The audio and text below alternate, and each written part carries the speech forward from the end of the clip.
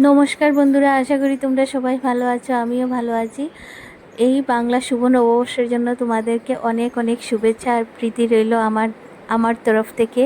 তোমরা অনেক ভালো থেকো, অনেক খুশি থাকো। আর তোমরা যেভাবে আমার ভিডিও পছন্দ করছো, দেখছো, আমার অনেক ভালো লাগছে। জানি না আমার এই লং ভিডিওটা তোমাদের কেমন লাগবে। প্রথমত বলে দিই, এই যে হলুদ শাড়িটা আমি পরেছি সেটা আমার বরমশাই দিলেন আমাকে নববর্ষ উপলক্ষে। তারপর আমি একটু সাজগোজ করে নিলাম নববর্ষ উপলক্ষে।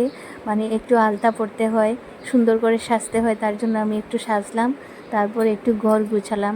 ঘর গুছিয়ে আস্তে আস্তে করে আমি রান্নাঘরে চলে গেলাম।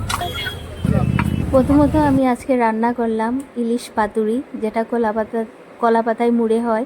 অনেক ধরনের ইলিশের রেসিপি আছে, তাও আমি আজকে একটা ইলিশ পাতুরি করলাম হিং ফোড়ন দিয়ে, আর তোমাদের সাথে শেয়ার করলাম। তোমার কেমন হয়েছে তোমরা অবশ্যই লাইক কমেন্ট শেয়ার করবে। আর আমার এই লং ভিডিওটা তোমরা কতটুকু পছন্দ করো সেটাও আমাকে বলে দিও কমেন্ট করে।